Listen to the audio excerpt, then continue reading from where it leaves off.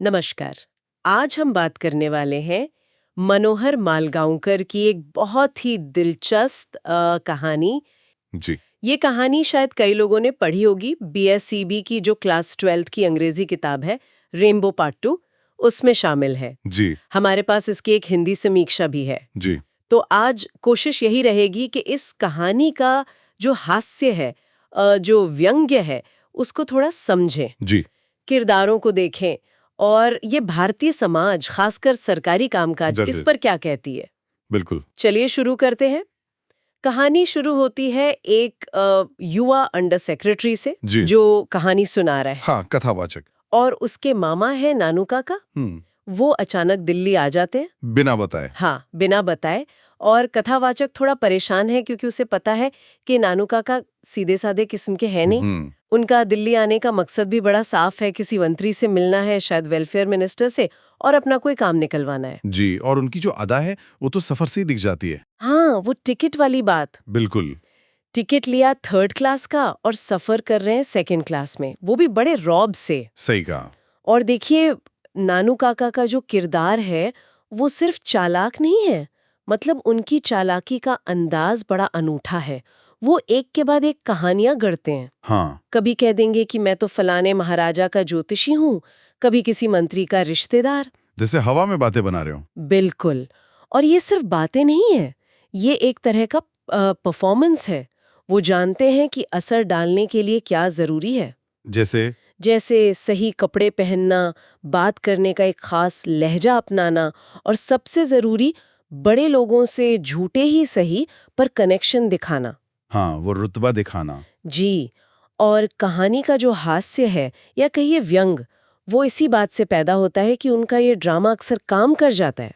जी, तो सोचने वाली बात है। हाँ, कि क्या हमारा सिस्टम ही ऐसा है जो इस तरह के दिखावे को ज्यादा अहमियत देता है बजाय असलियत के। और फिर है कथावाचक। वो बिल्कुल नानू काका के उलट। एकदम सीधा सादा, नियमों को मानने वाला सरकारी बाबू। उससे अपने मामा की इन हरकतों से शर्मिंदगी भी महसूस होती है, कभी कभी शायद गुस्सा भी आता होगा। हाँ, पर वो बेचारा कुछ कर नहीं पाता। वो बस देखता रहता है। एक तरह से दर्शक है पूरे खेल का। सही कहा। और शायद उसकी ये ईमानदारी या उसका ये सीधापन ही उसे सिस्टम में थोड़ा बेबस बना देता है। हाँ, ये हो सकता है। और यहीं से कहानी कुछ बड़े थीम्स की तरफ जाती है।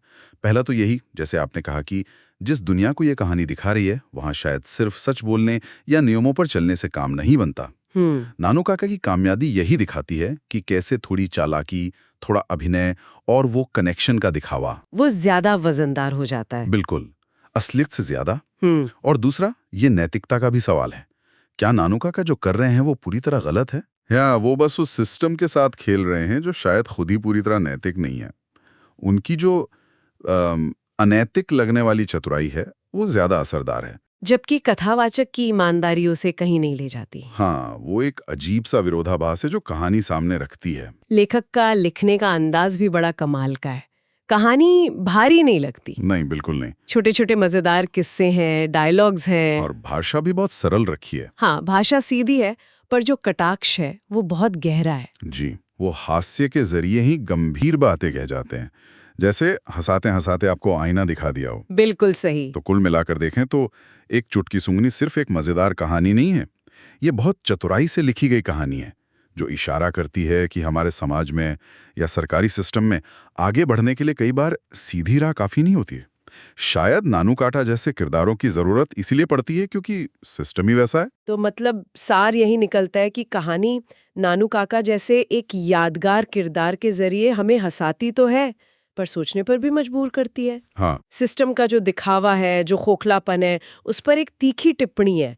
ये दिखाती है कि कैसे वो ऊपरी चमक धमक और जुगाड़ वाली चतुराई वो सीधेपन पर भारी पड़ जाती है। हाँ। और आखिर में एक सवाल शायद सोचने के लिए छोड़ जाती है कहानी। क्या? कि क्या ये सिर्फ उस जमाने की बात है या एक काल्पनिक कहानी, या फिर आज भी हमारे समाज में, हमारे सिस्टम में काम करवाने के लिए नानू काका वाले तरीके ही ज्यादा चलते हैं। और ईमानदारी, सीधापन